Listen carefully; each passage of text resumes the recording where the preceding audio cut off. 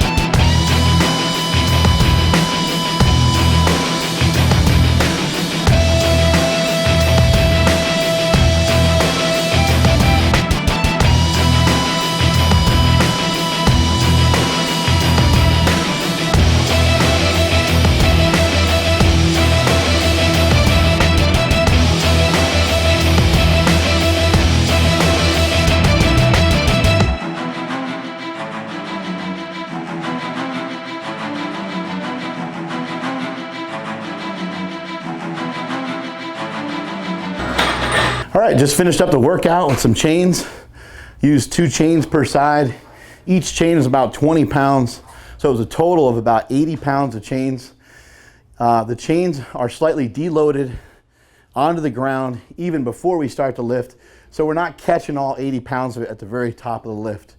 As your body becomes in a more messed up position at the bottom of the bench press, where you have the least advantageous strength and positioning from the bottom of the lift, the chains are deloading onto the ground. You're getting more and more chain piled up on the floor and less chain weight piled up on the bar itself.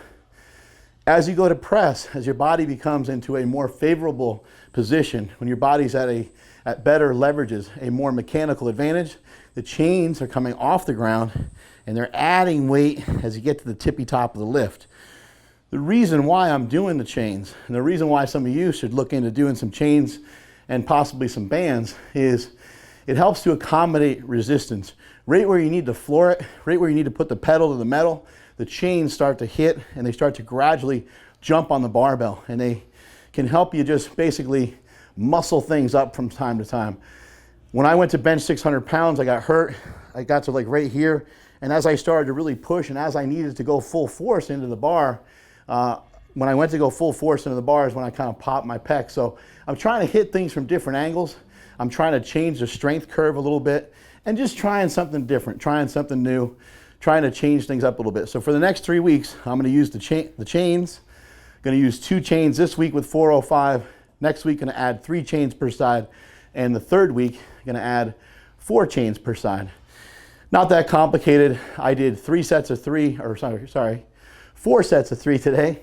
And next week, I'm going to do probably about 4 sets of 2.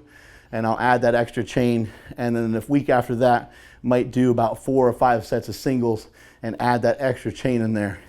Felt really good. Then I moved on to some slingshot work, as you also saw, and I finished with a triple with 5 plates. Got dehydrated a little bit, foot cramped up, lower back cramped up, but it's just getting hot here in Sacramento, California, so that's why that happened. You may notice that a lot of times I switch into an Olympic lifting shoe during my benching.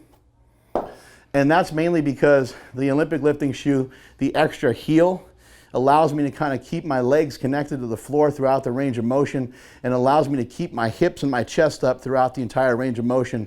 With a flatter heel, my heel could possibly come up off the ground. You get it? We're on page 43. You understand what I'm talking about? The heel is connected firmly to the ground. I have good stabilization coming all the way from my toes, all the way to my nose. Don't mess with my hose. I don't know what I'm talking about. Anyway, you might want to try that if you're struggling in the bench press. Also, if you're struggling in the bench press, as we always preach, make sure you're using weights that you're actually able to lift. Make sure you're staying in your lane, and make sure you're actually working on not only improving your strength, but improving your form and technique and just becoming better, period. You don't always have to lift more. You can also work on lifting the weights better. Hope you enjoyed the video. Strength is never a weakness, and that is it from Super Training Gym.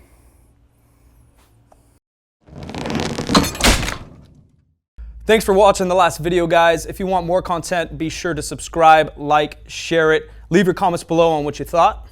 If you want to see more content from the strongest gym in the West, be sure to click up here. And if you guys want the best gear in the powerlifting game, all the strength sports, slingshot, right over here.